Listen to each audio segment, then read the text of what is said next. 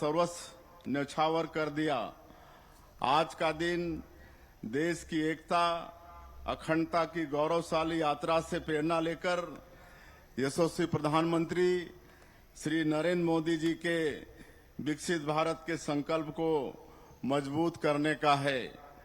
भारत का महान स्वतंत्रता संग्राम महात्मा गांधी, नेताजी सुभाष चंद्र बोस, डॉक्टर भीमराव अंबेडकर, वीर सावरकर सहित असंख्य स्वतंत्रता सेनानियों के त्याग और बलिदान की अमर गाथा है।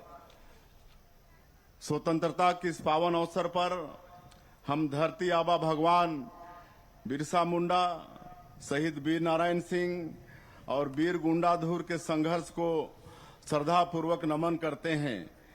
गेंद सिंह, धुरवाराव, यादवराव, वेंकटराव, डेबरीधुर, आयतू महाराज जैसे हमारे नायकों की स्मृति हमेशा हमें प्रेरित करती रहेगी।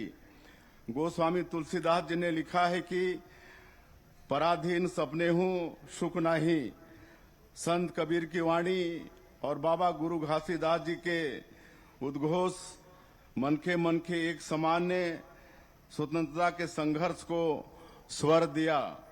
यह वर्ष डॉक्टर श्यामा प्रसाद मुखर्जी की 125वीं जयंती का है। उन्होंने कश्मीर से धारा 370 हटाने के लिए संघर्ष किया था।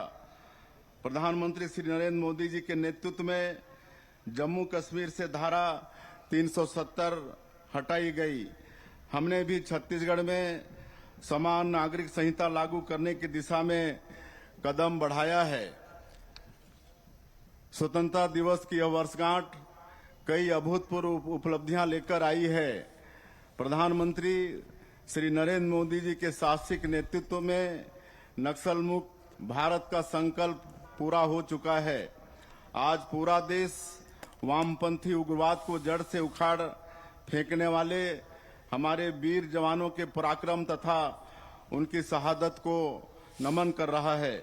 माओवाद से मुक्त होकर बस्तर के हर कोने में लोग तिरंगा यात्रा के जरिए स्वतंत्रता का उत्सव मना रहे हैं। बस्तर की सर्वांगीण प्रगति प्रधानमंत्री श्री नरेंद्र मोदी जी के नेतृत्व वाली डबल इंजन सरकार के सबसे बड़े लक्ष्यों में शामिल है। इसका जीवंत उदाहरण है जगदलपुर में राष्ट्रीय स्तर की मध्य क्षेत्रीय परिषद की 26वीं बैठक का आयोजन, जिसमें केंद्रीय गृह मंत्री श्री अमित शाह जी सहित 4 राज्यों के मुख्यमंत्रियों ने सहभागिता की। अब बस्तर के नवनिर्माण का स्वर्णिम समय है। नियत नेलानार 2.0 और बस्तर मुन्ने अभियान के जरिए हम विकास योजनाओं को अंतिम व्यक्ति तक पहुंचा रहे हैं। 31 योजनाओं और 14 सामुदायिक सुविधाओं के 100% सेचुरेशन से हम बस्तर संभाग के 39 लाख से अधिक लोगों को लाभान्वित कर रहे हैं। बस्तर में नक्सल हिंसा के चलते बंद पड़े स्कूलों को हमने दोबारा प्रारंभ कराया। साथ ही 36 नए स्कूल भी स्वीकृत किए हैं। ओरछा और जगरगुंडा जैसे सुदूर क्षेत्रों में हम एजुकेशन सिटी विकसित कर रहे हैं। मुख्यमंत्री स्वस्थ बस्तर अभियान के माध्यम से हमने बस्तर के 34 लाख से अधिक लोगों की स्वास्थ्य जांच कर उनकी हेल्थ प्रोफाइल तैयार की है। बस्तर में अभी 85% परिवारों की मासिक आय 15,000 रुपये से कम है। लगभग 10 लाख परिवारों की आय बढ़ाने के लिए 4,824 करोड़ रुपए की आजीविका उन्नयन योजना तैयार की गई है। सुरक्षा कैंप अब सेवा और विकास के केंद्र बन रहे हैं। वीर गुंडाधुर के गांव नेतानार से शुरू हुए सेवा डेरा में नागरिक सुविधाओं के साथ कौशल विकास और उद्यमिता को बढ़ावा दिया जा रहा है। बस्तर में इंफ्रास्ट्रक्चर की मजबूत बुनियाद रखी जा रही है। सौर ऊर्जा से ऊर्जीकृत 461 गांवों को ग्रिड आधारित प्रणाली से जोड़ रहे हैं। 234 अंदरूनी बसाहटों को मुख्य सड़क से जोड़ने के लिए हम सड़कें बना रहे हैं। दूरस्थ गांवों में सार्वजनिक परिवहन के लिए हमने मुख्यमंत्री ग्रामीण बस सेवा शुरू की है। इससे बस्तर और सरगुजा संभाग के 814 गांवों को लाभ मिल रहा है। मोदी की गारंटी के प्रभावी क्रियान्वयन से सबका साथ, सबका विकास, सबका विश्वास, सबका प्रयास की भावना के अनुरूप हर वर्ग के जीवन में समृद्धि आई है। अन्नदाता हमारे भाग्य विधाता हैं। उनका सुख, समृद्धि और सम्मान हमारी सर्वोच्च प्राथमिकता है। हम 3100 रुपये प्रति क्विंटल की दर और 21 क्विंटल प्रति एकड़ के मान से देश में धान का सर्वाधिक मूल्य उन्हें दे रहे हैं। कृषक उन्नति योजना के तहत एक मुश्त राशि का भुगतान हमने अन्नदाताओं को होली के पहले ही करा दिया था। हम फसल विविधता को प्रोत्साहित कर रहे हैं। कृषक उन्नति योजना के तहत धान के बदले दलहन, तिलहन, मक्का, कोदो, कुटकी, रागी आदि फसल लेने पर 15,000 रुपये प्रति एकड़ की आदान सहायता देने का निर्णय हमने लिया है। किसान भाइयों को समय पर खाद बीज उपलब्ध कराने हमने सर्वोच्च प्राथमिकता से कार्य किया है।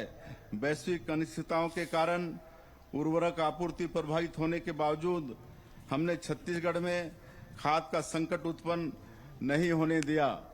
प्रधानमंत्री जी की सहकार से समृद्धि की संकल्पना अनुरूप हमने प्रदेश के 2028 पैक्स का कंप्यूटरीकरण कर लिया है।